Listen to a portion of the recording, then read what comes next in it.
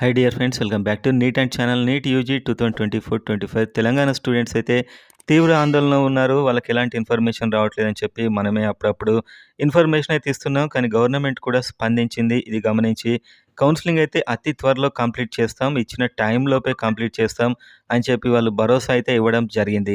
And అదేవిధంగా video చూసే ముందు వీడియోని లైక్ చేసి సబ్స్క్రైబ్ చేసుకోండి అన్ని ఇంపార్టెంట్ అప్డేట్ కోసం. సో తెలంగాణలో స్టూడెంట్ యొక్క కన్ఫ్యూజన్ పోగొట్టడానికి వైద్య శాఖ మంత్రి గారైతే ప్రకటన విడుదల చేశారు. ఇది తెలంగాణ విద్యార్థుల మంచి కోసమే చేస్తున్నాం.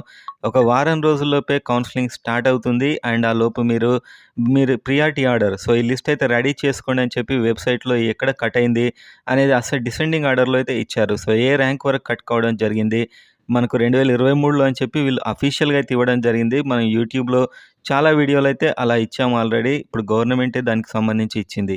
సో మీ ప్రియారిటీ ఆర్డర్తో సిద్ధంగా ఉండండి. అండ్ అదేవిధంగా సీట్ మ్యాట్రిక్స్ కంప్లీట్ కాలేజెస్ ఎన్ని, ఏమేమి సీట్లు ఉన్నాయి, ప్రతి క్యాస్ట్కి ఎన్ని ఉన్నాయి, ఇవన్నీ కూడా 11 గంటల వరకు ఇవాళ శనివారం నాడు రిలీజ్ చేస్తామని చెప్పి వాళ్ళు ప్రకటించారు.